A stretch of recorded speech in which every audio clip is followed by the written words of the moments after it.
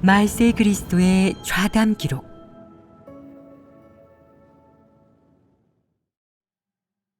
진리를 추구해야 하나님에 대한 관념과 오해를 해결할 수 있다. 어떤 이들은 자신의 뜻에 따라 일을 한다.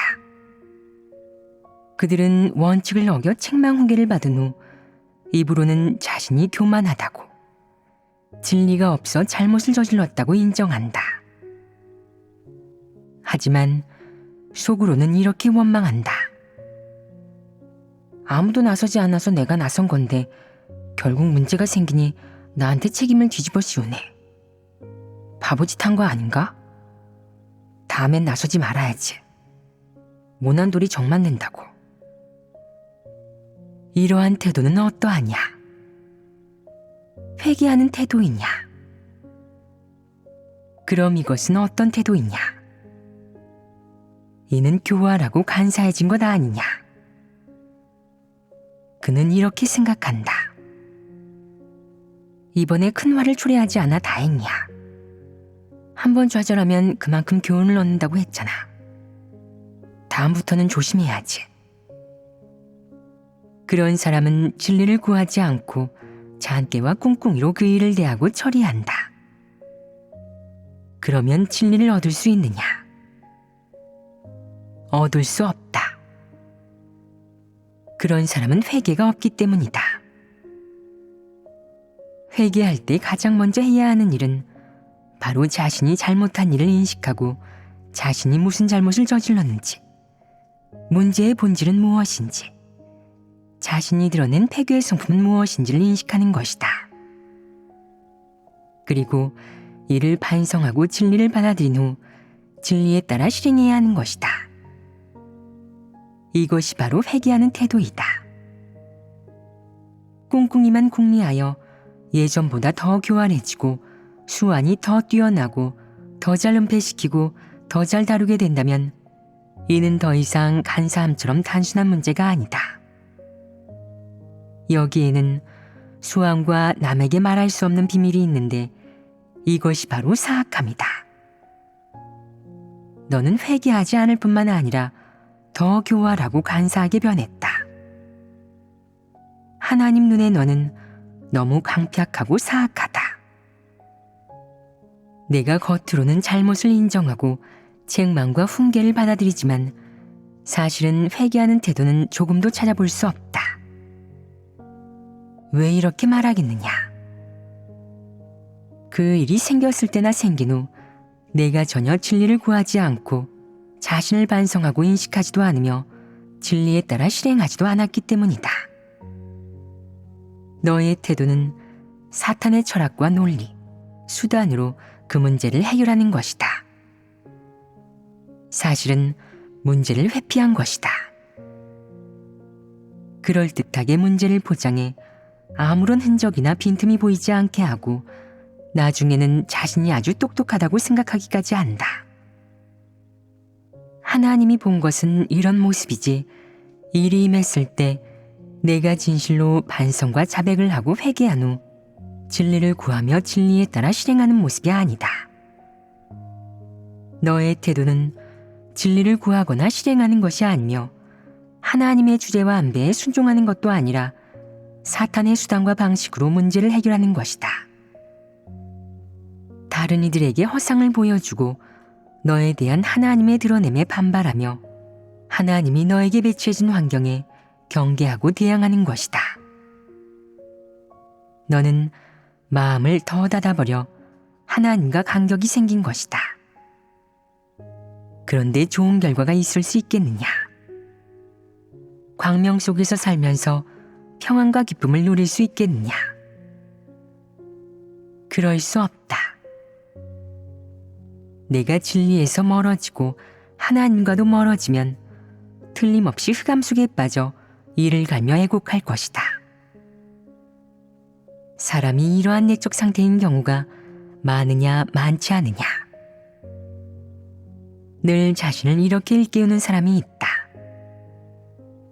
이번에 책망을 들었으니 다음엔 조심하고 눈치 빠르게 행동하자.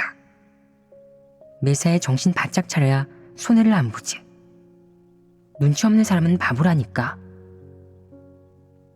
자신에게 늘 이렇게 깨우쳐주고 일깨워주면 좋은 결과가 있을 수 있겠느냐? 진리를 얻을 수 있겠느냐? 일이 닥쳤을 때 너는 한 방면의 진리를 구해 깨닫고 그 방면의 진리를 얻어야 한다. 진리를 깨달으면 어떤 효과를 볼 수 있겠느냐? 한 방면의 진리를 깨닫게 되면 그 방면의 하나님의 뜻을 이해하게 된다. 하나님이 왜 너에게 그 일을 하려 하는지, 하나님이 왜 내게 그런 요구를 하는지, 하나님이 왜 환경을 마련해 너를 그렇게 채찍질하고 징계하는지, 왜 그 일로 책망하고 훈계하는지, 그리고 내가 왜 그 일로 넘어지고 실패하며 드러났는지를 이해하게 된다. 이러한 것들을 깨닫게 되면 진리를 추구할 수 있고 생명 진입이 있게 된다. 이런 것들을 깨닫지 못하고 이러한 사실을 받아들이지도 않은 채 무조건 거부하거나 반항하면서 자신의 수단으로 이를 은폐하고 허상으로 모든 사람과 하나님을 대한다면 너는 영원히 진리를 얻지 못할 것이다. 너에게 정직한 태도, 진리를 받아들이고 진리에 순종하는 태도가 있다면 어떤 일을 만나 아무리 마음이 괴롭고 체면이 구겨지더라도 진리를 받아들이고 순종하는 한편 하나님께 이렇게 기도할 수 있다. 하나님이 하시는 일은 모두 옳으니 저는 받아들이겠습니다. 이것이 바로 순종하는 태도다. 그런데 받아들이는 과정에서도 계속해서 스스로를 반성해야 한다. 자신의 행위는 과연 어디가 잘못되었는지, 어느 방면의 진리를 위배했는지를 반성하고 또 자신의 속셈을 해부하면 자신의 실제 내적 상태와 실제 분량을 잘 알 수 있다. 그런 다음 진리를 구하면 어떻게 진리를 실행해야 원칙에 부합하는지 알 수 있다. 이렇게 실행하고 체험한다면 자신도 모르는 사이에 성장하게 된다. 진리가 내 내면에 뿌리를 내리고 꽃을 피우고 열매를 맺어 내 생명이 되고 폐괴 표출 문제는 모두 점차적으로 해결될 것이다. 일이 임했을 때 너의 태도와 관점, 내적 상태가 점점 더 긍정적인 쪽을 향하게 되면 너와 하나님 사이에 간격이 있겠느냐? 혹시 있을 수도 있다. 하지만 점점 줄어들 것이며 하나님에 대한 내 의심, 추측, 오해, 원망, 폐역, 대항 역시 점점 줄어들 것이다. 이런 것들이 줄어들면 일이 닥쳤을 때 너는 쉽게 하나님 앞에 마음을 가라앉히고 기도하며 진리를 구하고 실행의 길을 구하게 된다. 너에게 일이 닥쳤는데 간파하지 못하고 뭐가 뭔지 갈피를 잡지 못하는 데다가 진리도 구하지 않는다면 큰일이다. 너는 분명 사람의 방법으로 처리할 텐데 처세 철학이나 교활한 방식, 뛰어난 수단이 다 동원될 것이다. 이것이 사람의 마음에서 가장 먼저 보이는 반응이다. 어떤 사람은 일이 닥쳤을 때 진리에 마음을 쓰지 않고 늘 사람의 수단으로 처리할 생각만 한다. 결국 한참을 시달린 끝에 안색마저 어두워져도 진리를 실행해내지 못한다. 진리를 추구하지 않는 사람은 이토록 가련하다. 지금 내가 기꺼이 본분을 이행하고 버리며 헌신할 수 있다.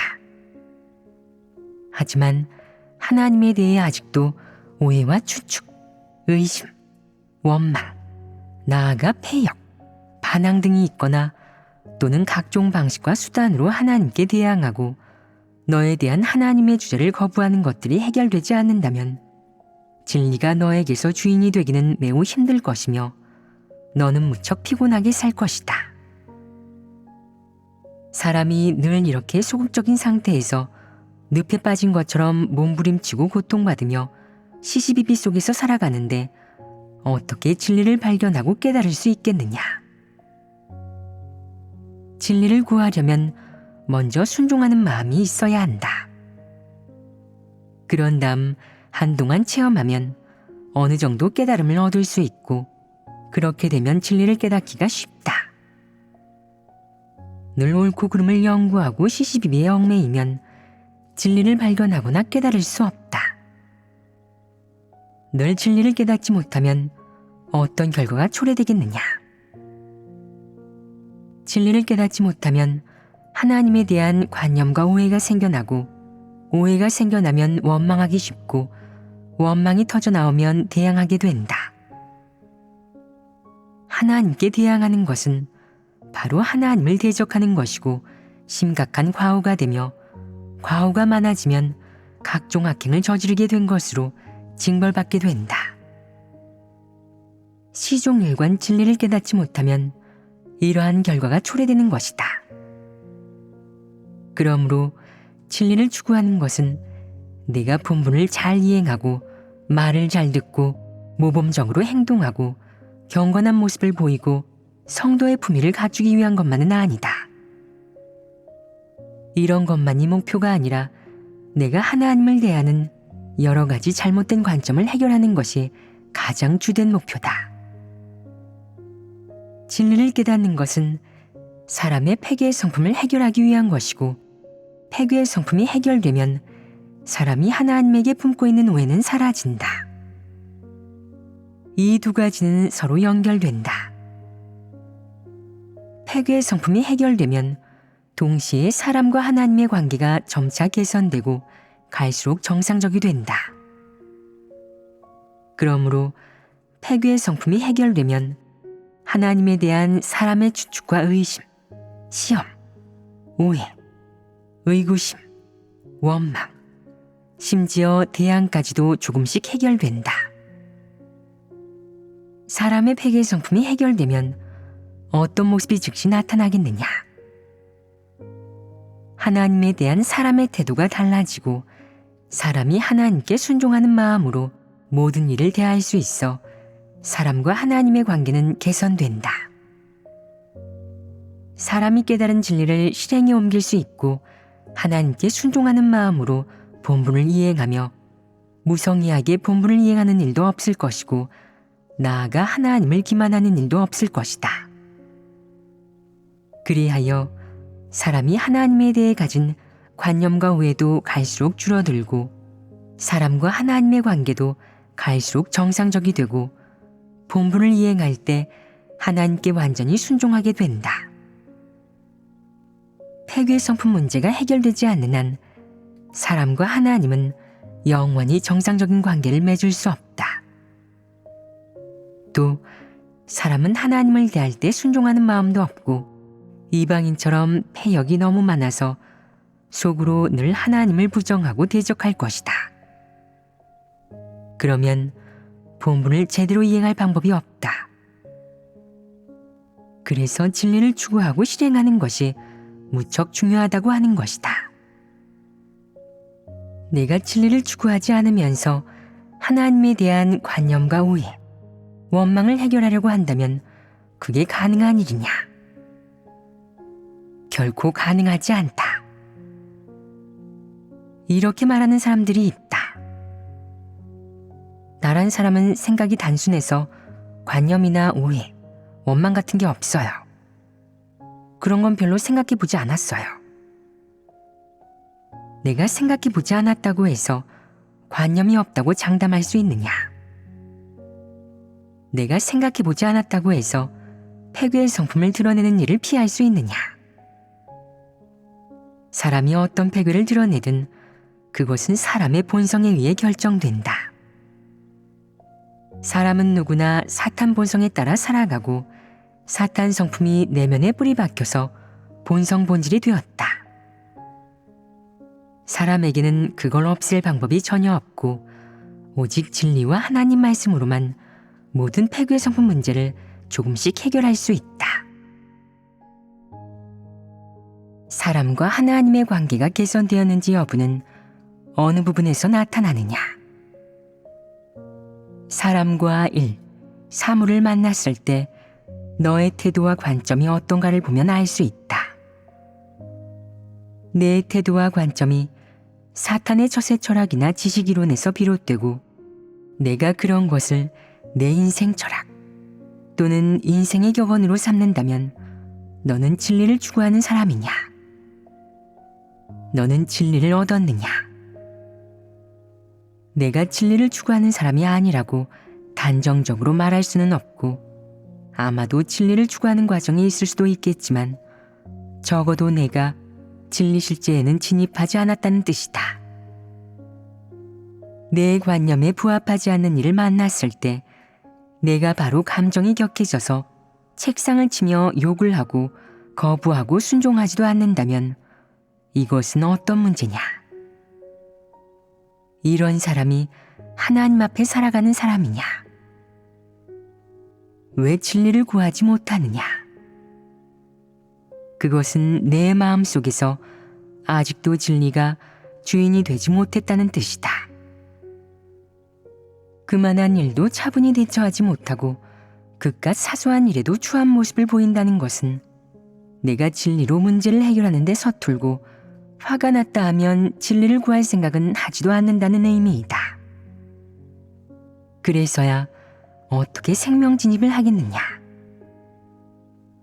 어떤 사람들은 오랫동안 하나님을 믿었지만 어떤 일을 만나도 이방인처럼 사탄 철학에 기대 살면서 결코 진리를 구하지 않고 본인이 사람이나 일을 대하는 관점을 바꾸지 않는다.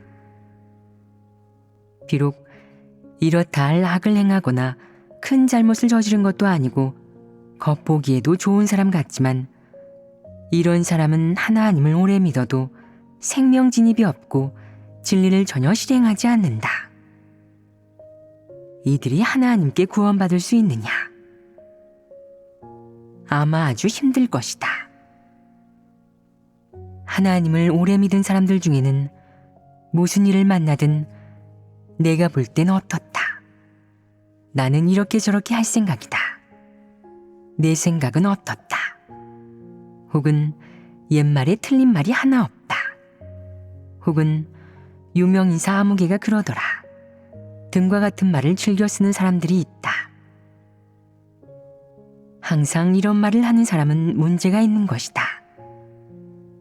그것은 그가 사탄에 속하는 사람이고 마음속에 진리가 조금도 없다는 증거다. 일이 생길 때면 늘 하나님 말씀이 이러이러했던 것 같아요. 하나님께서 이러저러한 말씀을 하신 적 있죠. 라고 한다든가 하나님 집 설교에서 그러더라고요. 또는 하나님 말씀 찬양에 이런 구절이 있어요. 라고 하는데 늘 이런 식으로 얘기하고 문제를 고민한다면 그것은 내가 진리를 사랑하는 사람이고 진리 실제가 있다는 뜻이다. 하나님 믿는 사람은 무슨 일이 생겨도 우선은 하나님이 어떻게 말씀했는지 잘 생각해보고 항상 하나님의 말씀에 비춰본다. 언제나 하나님의 말씀이 근거가 되고 출발점이 되고 근원이 된다. 이것은 진리를 실행하고 진리를 추구하기 위한 당연한 태도가 아니냐. 이는 최소한 갖춰야 할 태도다. 사람은 지금 매일같이 설교를 듣고 하나님의 말씀을 읽으면서도 막상 일만 닥쳤다 하면 어머니가 그랬다느니 옛말이 어떻다느니 유명한 아무개가 그랬다느니 속담이 어떻다느니 속설이 어떻다느니 하는 소리만 늘어놓는다. 하나님의 말씀을 어떻게 먹고 마신 것이냐? 사람의 그런 태도와 반응에서 사람이 아직도 진리를 얻지 못했고 진리 실제에도 진입하지 못했고 하나님을 경외하는 마음도 없음을 알 수 있다. 그리고 여전히 그 말에서 이방인의 어조를 엿볼 수 있다. 그런 사람은 무감각하고 아둔한 모습을 하고 있다. 사람의 무감각하고 아둔한 모습은 어떻게 생겨나느냐? 외양이 무감각하고 아둔한 사람은 내면이 어떻겠느냐? 바짝 메말랐다. 다시 말해 진리의 양육과 목양을 받지 못해 굶주렸고 아직도 진리를 얻지 못한 것이다. 그 때문에 사람은 무감각하고 아주 힘들게 살아가며 반응도 무척 느리다. 그뿐만 아니라 일이 닥쳤을 때도 아주 무력하다. 언제나 하나님, 저는 방황하고 있습니다. 앞이 막막합니다. 저는 길이 없습니다. 와 같은 말을 입에 달고 산다. 이런 게 좋은 말이냐? 아닙니다. 그렇다면 어떤 사람들은 왜 아직도 이런 말을 따라하느냐? 아주 유행어가 되어버렸다. 이런 말을 듣고 있으면 왜 그리 어색할까? 무슨 좋은 말도 아니니 따라할 필요도 없다. 그런 유행을 중요시하지 말고 진리를 중요시하고 자신의 실제 문제를 해결하는 일을 중요시해야 한다. 일이 생겼을 때 사람이 지니는 관점과 태도, 속셈, 출발점을 통해 폐괴의 성품을 드러내고 있지 않는지 반성해야 한다. 반드시 반성해야 한다. 어떤 일이든 내가 사탄 철학이나 사람의 방법으로 해결하는지, 아니면 진리를 구해 하나님의 말씀을 근거로 해결하는지, 혹은 절충적인 방법으로 해결하는지, 내가 과연 어떤 선택을 하는지는 내가 진리를 사랑하고 진리를 추구하는 사람인지 아닌지를 가장 명확히 드러낸다. 만약 언제나 사탄 철학과 사람의 방법으로 문제를 해결하는 쪽을 택한다면 그 결과는 진리를 얻지 못하고 성령의 깨우침과 빛비춤, 인도를 얻지 못할 것이다. 게다가 하나님에 대해 관념과 오해가 생겨나 결국에는 하나님께 버림받고 도태될 것이다. 만약 내가 범사의 진리를 구하고 하나님 말씀을 근거로 해결할 수 있다면 성령의 깨우침과 빛비춤, 인도를 얻을 것이고 갈수록 진리를 깨닫고 갈수록 하나님을 인식하게 될 것이다. 그러면 진실로 하나님께 순종하고 진실로 하나님을 사랑할 수 있다.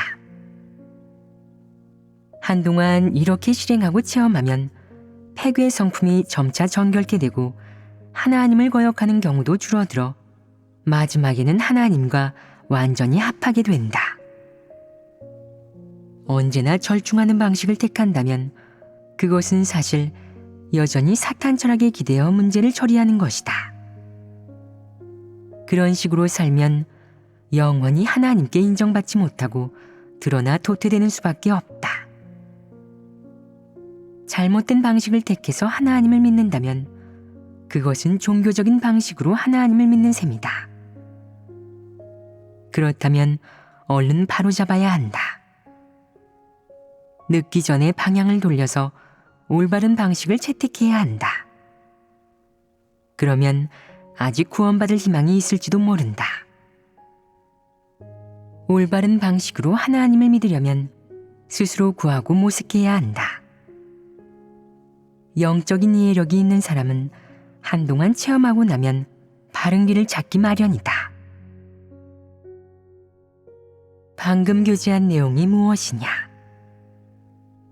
진리를 추구하면 주로 무엇을 해결할 수 있는지에 대해 교제하셨는데, 사람이 하나님을 대하는 여러 가지 잘못된 관점과 사람의 폐괴 성품을 해결할 수 있다고 교제하셨습니다. 또 일이 생겼을 때 사람의 관점과 태도, 의도가 무엇인지, 사람이 사탄 철학, 사람의 관념과 상상으로 그 일을 대할 것인지 아니면 진리를 구해 해결할 것인지에 대해 교제해 주셨습니다. 그 내용은 기억하기가 쉽다. 관건은 일이 생겼을 때 하나님 말씀의 근거에서 맞춰볼 수 있느냐, 실행 원칙을 찾을 수 있느냐 하는 것이다. 원칙을 적용할 줄 알면 진리를 실행할 수 있다. 진리를 실행할 수 있으면 진리 실제가 생겨난다. 진리를 깨닫는 것이 진리를 얻었음을 뜻하지는 않는다. 진리를 실행할 수 있어야 진정으로 진리를 깨달을 수 있다. 항상 진리를 실행하여 진리 실행이 원칙에 완전히 부합할 때 이것이 바로 진리를 얻은 것이다. 글귀와 도리를 얘기할 수 있는 것만으로 자질이 훌륭하다고 볼 수는 없고, 일이 생겼을 때 진리를 구해 해결할 수 있어야 이해 능력이 있는 것이다. 실제 문제를 해결하는 것이 가장 핵심이다. 예를 들어 내가 어떤 형제자매와 좋은 관계를 유지하고 있다고 하자. 그런데 상대가 너에게 그의 문제점을 지적해달라고 한다면 어떻게 실행해야겠느냐? 이는 내가 어떤 방식으로 이 일을 대하는지와 관계가 있다. 너는 이 일을 진리 원칙으로 대할 것이냐, 아니면 처세 철학으로 대할 것이냐? 너는 상대의 문제점을 분명히 알고 있음에도 불구하고 감정을 상하게 하지 않기 위해 사실대로 말하지 않고 핑계를 댄다. 지금은 제 분량이 작아 알 수가 없네요. 언젠가 확실히 알게 되면 그때 얘기하겠습니다. 이는 무슨 문제겠느냐? 처세 철학이 들어있는 것이다. 이는 사람을 건성으로 대하는 것 아니겠느냐? 본 만큼 말하면 된다. 아무것도 알지 못했을 때 모른다고 하는 것은 진심이다. 하지만 생각이 있고 파악한 것들이 있는데도 불구하고 남의 미움을 살까봐, 비차간의 감정이 상할까봐 말하지 않는다면 이는 처세 철학으로 살아가는 것이다. 상대에게 문제가 있다는 것을, 혹은 상대가 그릇된 길을 걷는다는 것을 알아챘다면 사랑으로 돕지는 못한다고 할지라도 최소한 문제점을 지적해 상대가 반성할 수 있게 해야 한다. 모르는 채 한다면 이는 사람을 해하는 것 아니겠느냐? 만약 내가 그를 한번 도와주었는데 알고 보니 그가 진리를 받아들이는 사람이 아닌데다가 고약한 성미에 성품도 흉악하고 진리를 전혀 사랑하지 않는다면 이런 사람과는 말을 섞지 않는 것이 차라리 현명하다. 진리를 받아들일 수 있는 사람인데도 내가 그와 말하지 않는다면 그건 사랑이 없는 것이다. 형제자매와 이렇게 함께 지내면서 잔머리를 굴리고 지능을 겨루며 늘 상대를 웃음거리로 삼으려고 한다면 그런 사람은 좋은 사람이 아니다. 그 안에는 일종의 성품이 담겨 있는데 완전히 사탄 철학으로 살면서 말과 행동이 정상인성의 이성 범위를 벗어나고 일처리도 진리 원칙을 따른 것이 아니다. 그럼 진리 원칙을 따른다면 이 일을 어떻게 대해야겠느냐? 어떻게 해야 진리에 부합할 수 있겠느냐? 몇 가지 원칙이 있겠느냐? 첫째, 최소한 사람을 쓰러뜨려서는 안 된다. 우선 그의 약점이 무엇인지, 어떤 방식으로 이야기해야 그를 쓰러뜨리지 않을지 생각해야 한다. 이는 최소한 반드시 생각해야 하는 것이다. 둘째, 만약 그가 진심으로 하나님을 믿고 진리를 받아들일 수 있는 사람인데 그에게 문제가 있다는 사실을 발견했다면 적극적으로 도와줘야 한다. 손 놓고 있거나 웃음거리로 삼는다면 이는 사람을 공경에 빠뜨리고 해하는 것으로, 그런 자는 양심도 이성도 없고 사람에 대한 사랑도 없는 것이다. 양심과 이성이 있다면 형제자매를 웃음거리로 삼아서는 안 된다. 어떻게 해서든 그가 문제를 해결하도록 돕고 어떻게 된 일인지, 무엇이 잘못되었는지를 알게 해야 한다. 회개할 수 있을지 여부는 그의 몫이다. 내가 책임을 다했다면 설령 그가 지금 당장은 회개하지 않을지 몰라도 언젠가 깨달음을 얻게 되면 너를 원망하거나 고발하는 일은 없을 것이다. 형제자매를 대할 때는 최소한 양심과 이성의 선을 넘어서는 안 된다. 사람에게 비치지 말되 도와줄 수 있는 만큼 도와주어야 한다. 이는 사람으로서 마땅히 해야 할 일이다. 형제자매에 대해 사랑과 진리 원칙으로 대해야 한다. 이런 자가 바로 가장 좋은 사람, 마음씨가 가장 선량한 사람이다. 물론 진정한 형제자매란 진리를 받아들이고 실행하는 사람을 의미한다. 떡으로 배만 불리고 복을 받기 위해 하나님을 믿으면서 진리를 받아들이지 않는 사람이 있다면 그는 형제자매가 아니다. 진정한 형제자매를 대할 때는 진리 원칙이 있어야 한다. 그가 하나님을 어떻게 믿든 어떤 길을 걷든 사랑으로 도와주어야 한다. 최소한 어떤 성과를 내야겠느냐? 첫째, 그를 쓰러뜨리거나 소극적으로 만들어서는 안 된다. 둘째, 그를 도와 잘못된 길에서 돌이킬 수 있게 해야 한다. 셋째, 그가 진리를 깨닫고 올바른 길을 선택하도록 해야 한다.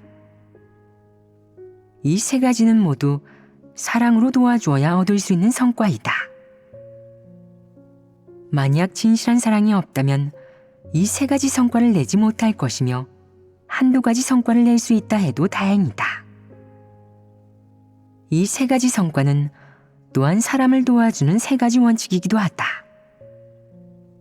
너는 이 세 가지 원칙을 모두 알고 파악했다. 하지만 구체적으로 어떻게 실행해야겠느냐? 너는 정말 그의 어려움을 알고 있느냐? 이것 또한 문제 아니겠느냐? 너는 그가 겪는 어려움의 근원은 어디에 있을까? 내가 그를 도울 수 있을까? 내가 분량이 너무 작아 그의 문제를 해결하지 못하면서도 함부로 말한다면 잘못된 길로 인도할지도 몰라. 또 그의 이해 능력은 어떨까? 자질은 어떨까? 그는 고집스러운 사람일까? 영적인 이해력이 있는 사람일까? 진리를 받아들이는 사람일까?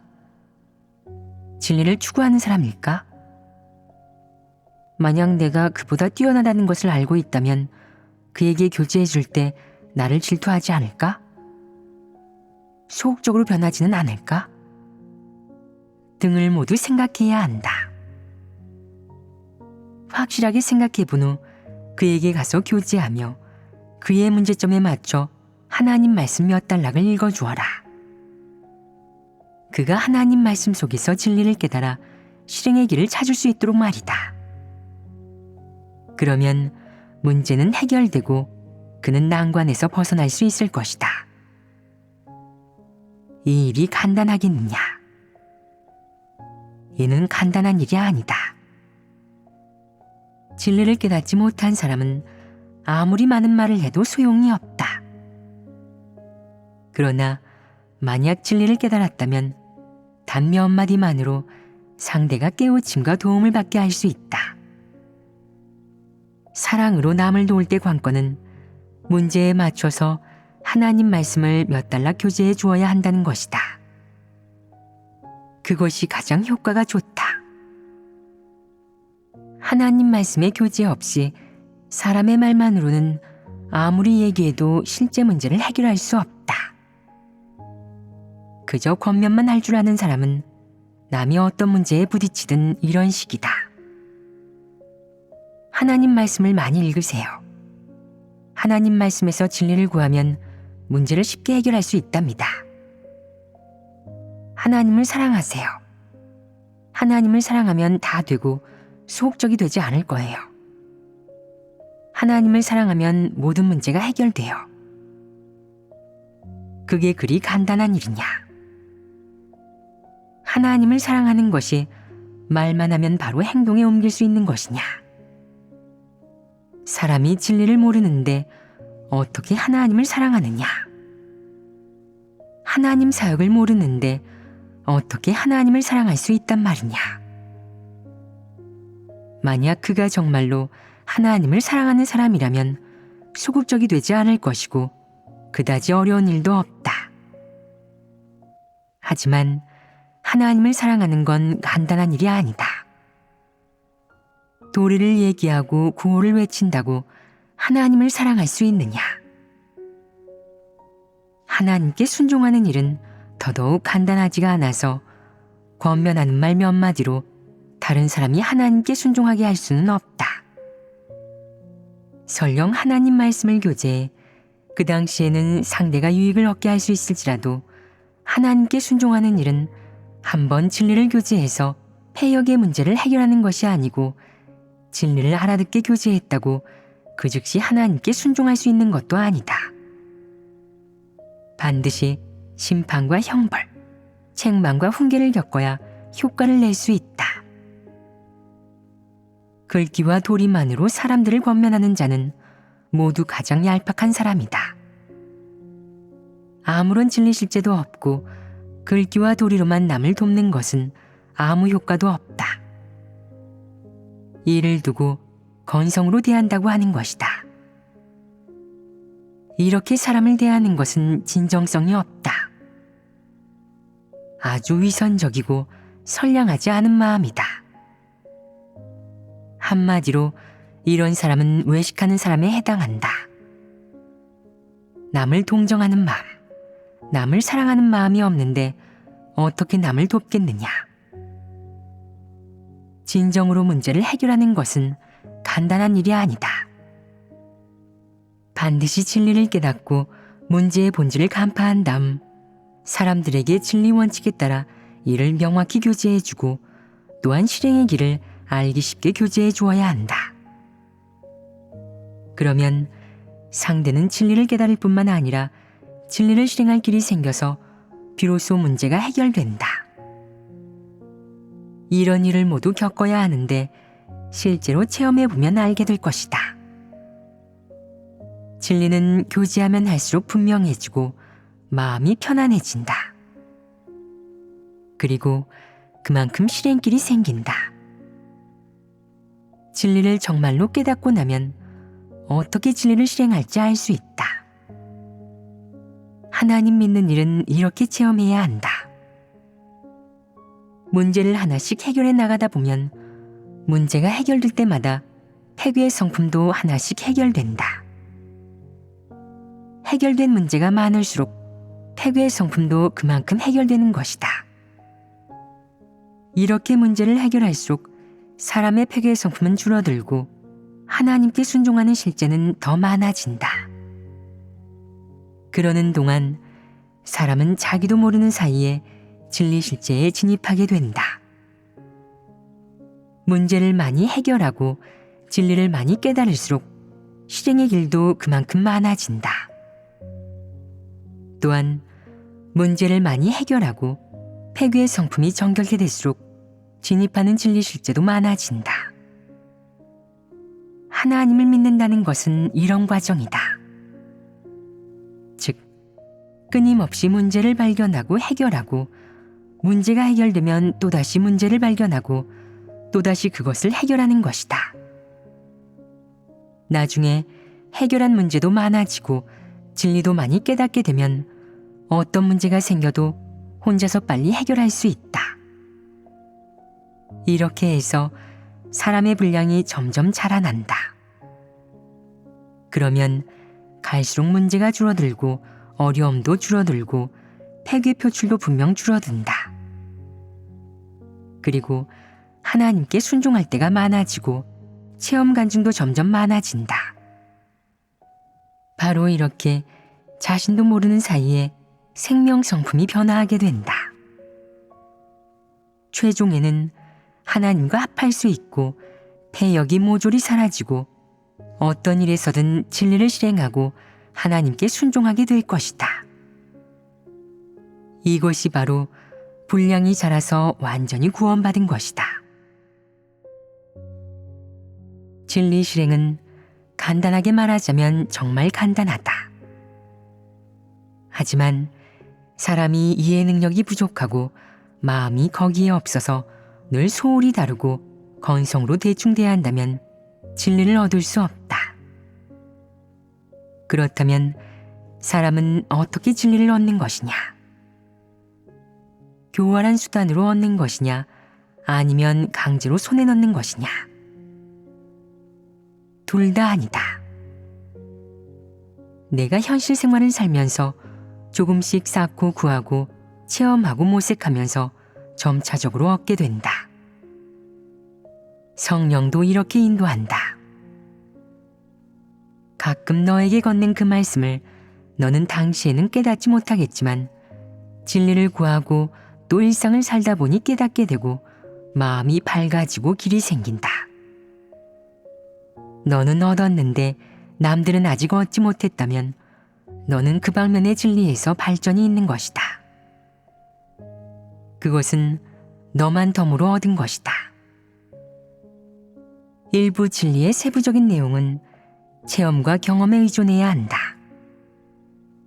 경험하는 과정에서 내가 깊이 체험하고 자세하게 체험할수록 더 정확한 길을 찾게 되고 어느새 너는 그 길을 따라 진리를 구하고 실행하게 된다. 내가 깨달은 것을 바탕으로 더 많은 깨우침을 얻고 더 많은 진리의 세부 내용을 알고 더 많은 진리 실제를 알게 되는 것. 이것이 바로 진리를 추구하는 길이다. 내가 체험하고 실행할 줄 안다면 진리 실행은 어렵지 않게 느껴질 것이다. 하지만 이렇게 실행하지 않는다면 언제나 진리 실행이 아주 추상적이고 어렵게만 느껴진다. 대학에 가는 것보다 무슨 첨단 기술을 연구하는 것보다도 어렵게 느껴지겠지만 사실 그것은 마음 쓰는 일이다. 어떤 전공 지식이나 이론도 그것을 배우려면 전부 기억력에 의존하고 돈의 분석과 연구에 의존해야 하지만 진리를 얻는 것만큼은 마음을 써야 한다. 마음을 써서 느끼고 음미하고 공을 들여 체험하다 보면 서서히 진리를 실행하는 길을 정확히 찾을 수 있고 얻을 수 있다. 그러면 보물을 얻게 된다. 진리를 얻는 비결이 무엇이냐? 먼저 내 주변에서 일어난 일을 처리할 때 사탄의 사상과 논리, 처세 철학, 수단을 쓰지 말아야 한다. 그것은 막다른 길이다. 내가 사탄 철학으로 살아간다면 영원히 진리를 얻을 수 없다. 일이 닥쳤을 때 내가 가장 먼저 보이는 반응이 사람의 방법과 수단으로 처리하고 해결하려는 것이라면 늘 개인의 이익과 체면만을 지키려 한다면 그것은 막다른 길로 들어서는 것이다. 만약 문제가 생겼을 때 진리를 구하고 하나님께 기도한다면 하나님의 뜻을 구해 하나님이 그렇게 안배한 것이 어떤 공과를 배우고 어떤 진리를 깨달으라는 뜻인지 알 수 있다면 그렇게 하는 것이 옳다. 그래서 진리를 추구하지 않는 사람은 무슨 일을 만나든 무감각하고 난감해하고 방황하고 무기력하고 길이 없다고 하는 것이다. 사실 하나님은 사람에게 진리를 얻을 기회를 많이 주었다. 다만 사람이 진리를 사랑하지 않아서 잘못된 길을 택하는 바람에 진리를 얻지 못한 것이다. 사람은 폐괴의 성품 속에서 살면서 모두 지위와 허영, 이익, 욕망을 위해 살아간다. 폐괴된 인류는 누구나 마찬가지다. 조금씩 차이는 있어도 대동소이하다. 사람에게 폐괴의 성품이 얼마가 되든 하나님을 믿은 후 진리를 사랑하는 사람은 하나님 말씀을 먹고 마시고 체험함으로써 자신의 폐괴의 성품을 인식할 수 있다. 그리고 많은 폐괴의 성품이 차츰 해결되고 폐괴 표출이 점점 적어진다. 이것이 이방인과는 완전히 다른 점이고 이 둘은 전혀 다른 사람이다. 이는 진리 추구를 통해 이룬 변화가 아니냐. 한 이방의 마귀가 하나님을 믿음으로 진리를 얻고 사람답게 사는 진정한 사람이 된 것은 하나님을 믿고서 거둔 수확이자 하나님을 믿고서 이룬 성과다. 하지만 하나님을 믿은 뒤에도 진리를 전혀 추구하지 않는 사람들은 하나님을 오래 믿어도 변화가 없고 여전히 이방인과 똑같다. 이런 사람은 도태될 것이다. 어째서 똑같이 하나님을 믿고 똑같이 본분을 이행하는데도 이렇게 큰 차이가 있느냐? 관건은 사람이 진리를 대하는 태도의 차이에 있다. 진리를 사랑하는 사람은 하나님 말씀을 읽을수록 마음이 밝아지고 설교를 들을수록 더 잘 이해해서 늘 발전이 있다. 진리를 사랑하지 않는 사람들은 하나님 말씀을 읽기 싫어하고 진리를 실행하는 일에도 노력을 기울이지 않기 때문에 폐괴의 성품을 해결하지 못하고 벗어버리지 못한다. 아닌 척해도 숨길 수 없고 감추고 싶어도 감출 수가 없다. 폐괴된 인류는 모두 사탄에 의해 폐괴되었기 때문에 이방인이건 하나님 믿는 사람이건 사탄 폐괴 성품의 본질은 사실상 똑같다. 그래서 다들 지위와 체면, 이익, 욕망을 위해 살아가는 것이다. 사람이 다투는 이유가 무엇이냐? 한 가지 일을 두고 피 터지게 싸우는 이유는 무엇 때문이냐? 전부 그런 것들 때문이다. 그 방식이 무엇이고 수단과 형식이 어떻든 사실 그 목적은 같다. 사탄은 왜 판공중으로 내쫓겼느냐? 하나님과 지위를 두고 다퉜기 때문입니다. 그것이 바로 사탄의 본래 모습이다. 지금 사탄의 유전자가 폐괴된 인류에게 퍼져서 사람을 폐괴시켰다. 사람은 사탄과 같은 부류가 되었고 사탄과 같은 모습을 하고 살아내는 것은 사탄과 똑같다. 내가 사탄의 본성 본질에 내포된 이런 폐괴의 성품을 인식하고 조금씩 해결한다면 구원을 받고 사탄의 권세에서 벗어날 수 있다. 폐괴의 성품 문제를 해결하는 것이 어려운 일이냐? 진리를 추구하는 사람이라면 어렵지 않을 것입니다. 하지만 저는 진리를 실행하기 싫어하고 마음대로 행동할 때가 많습니다. 그러다 책망과 훈계를 받고 한동안 소극적이 되고 괴로워한 다음 겨우 진리에 따라 실행합니다. 진리를 사랑하지 않는 사람은 다 그렇다. 다른 사람이 재촉하고 밀고 당겨야 겨우 진리를 실행할 수 있다. 진리를 실행하는데 가장 큰 어려움이 무엇이냐? 지금 어떤 사람들은 잘할 것이다. 진리를 실행하는데 가장 큰 어려움은 주로 폐괴의 성품의 방해에서 비롯된다. 그게 다 사람이 명예와 이익, 지위를 사랑하고 허영과 체면을 사랑하기 때문이다. 사람과 사람 사이의 대화와 다툼, 논쟁은 전부 누가 더 잘났는지를 겨루는 것이고 거기서 남을 굴복시킨 사람이 고개를 쳐든다. 누가 더 식견이 뛰어나고 수준이 높고 권위가 있고 결정권이 있는지 이런 것을 두고 쟁탈전이 끊이지 않는다. 그 뒤에 감춰진 것이 바로 사탄의 성품이고 모두가 명예와 이익, 지위만을 위해 사는 것이다. 이 점을 간파하면 문제는 쉽게 해결된다. 최소한 이렇게 쉽게 해결이 가능한 표면적인 문제를 먼저 해결하고 점차적으로 사람 내면 깊은 곳에 있는 하나님에 대한 오해와 추측, 의심, 원망, 그리고 내면 깊은 곳에 숨겨진 대항, 시험, 힘겨루기를 해결해야 한다. 이런 것을 철저하게 해결하면 사람은 변화하여 욥처럼 되고 하나님 눈에 온전한 사람이 될 것이다. 하나님은 왜 욥을 온전한 사람이라고 했겠느냐? 하나님이 그에게 내린 시련을 보면 욥이 하나님께 대항하지 않고 하나님을 시험하지 않았음을 알 수 있다.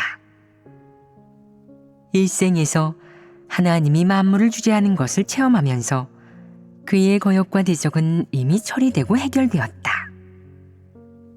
그런 소극적인 요소들이 해결되자 하나님의 시련이 임했을 때 그가 보인 모습은 여느 폐괴된 인간과는 달랐다. 그가 시련 도중에 주신 자도 여호와시요 취하신 자도 여호와시오니 여호와의 이름이 찬송을 받으실지니이다 라고 했던 이 말이 도리이냐? 절대 도리가 아니다. 이 말은 꽤 무게가 있다. 지금껏 이런 말을 하는 사람은 없었다. 이 말은 욥의 입에서 가장 먼저 나온 말이고 욥의 개인적 경험과 체득에서 우러난 말이다. 너희는 매일 패괴를 너무 많이 드러내고 늘 사탄 성품으로 살면서 별로 변화하지도 않은 자신을 보면 속으로 걱정되지 않느냐? 걱정됩니다. 가끔 괴롭기도 합니다. 걱정되는 것도 정상이고 괴로운 것도 정상이다. 아무리 걱정스럽고 괴로워도 냉정함을 잃지 말고 패괴의 성품을 어떻게 해결할지 구해야 한다. 이런 자세가 바른 자세다. 만약 내가 몇 년을 시달렸는데도 패괴의 성품이 해결되지 않았다면 그건 큰일이다. 그 괴로움이 다 소용이 없으니 말이다. 곰곰이 생각해 보아라. 나의 어떤 문제가 해결되었는가? 내가 가진 어떤 패괴의 성품이 해결되었는가? 어떤 일에서 하나님을 원망하지 않게 되었는가? 항상 자신에게 이런 질문을 던져야 한다. 나는 원래 이런 일만 생기면 원망하고 불평하며 하나님을 오해했어. 지금은 이런 일이 생겨도 원망하지 않고 하나님을 오해하지 않아. 라고 말한다면 그건 내가 과거의 시간을 헛되이 보내지 않았다는 뜻이다. 진리를 깨닫고 진리를 얻으면 하나님을 대하는 너의 태도가 달라진다. 자연스레 하나님께 경외심이 생기고 순종하는 자세가 생긴다. 이것은 평범하게 존중하는 차원이 아니다. 가까이 다가가지 못하거나 혹은 동경하고 사랑하고 미련을 품고 의지하는 이런 단순한 차원이 아니라 일종의 진실한 경외다. 현재의 폐괴된 인류가 하나님을 경외한다고 하기에는 조금 이른 감이 있다. 그것은 너무나 요원한 일이다. 너희는 지금 무엇부터 추구해야 하느냐? 무슨 일이 닥쳤을 때 하나님을 의심하지 마라. 어떻게 해야 의심하지 않을 수 있느냐? 먼저 하나님의 뜻이 무엇인지 알고 진리가 무엇인지 알아야 한다. 그 다음으로는 자기관념과 맞지 않는 일을 만났을 때 하나님을 원망하거나 오해하지 말아야 한다. 어떻게 해야 오해하지 않겠느냐? 역시 진리를 깨달아야 한다. 그러면 서서히 하나씩 하나님에 대한 관념과 오해를 깨뜨리고 해결하게 된다. 언젠가 아무리 커다란 환난과 시련에 맞닥뜨려도 반항하지 않고 하나님을 경외하는 마음이 있고 하나님이 어떻게 시련을 내리든 순종할 수 있다면 그때는 성공한 것이다. 지금 너희는 모두 어떤 단계에 있느냐? 일이 생기면 너희는 이렇게 생각한다. 이건 하나님이 하신 일인가? 하나님이 하신 일이 옳은가? 심지어 이런 생각도 한다. 하나님이 어딨어? 하나님이 정말 있는 거야? 난 왜 느껴지지 않지? 이런 생각, 이런 내적 상태가 아직도 많은데 그건 옳지 않다. 온전케 되는 길에 들어서기까지 아직도 멀었으므로 계속 노력하고 추구해야 한다. 지금은 분량이 너무 작고 진리 실제를 갖추기 위한 기준에 도달하지 못했다. 자기는 됐다고. 실제가 조금 있으니까 천당에 들어가 천사가 될 수 있다고 착각하지 마라. 그만한 실제로는 아직 멀었다. 설령 날개를 달아도 너는 천사가 아니다. 자신을 너무 훌륭하고 뛰어나다고 생각하지 마라. 자기 주제를 파악해야 한다. 너는 하나님을 증거할 수 있느냐? 내가 하나님이 쓰기에 합당한 사람이냐? 이 기준에 맞춰 가늠하면 너는 하나님 요구에 이르기에 아직 멀었다. 아직 몇 년은 더 체험해야 한다.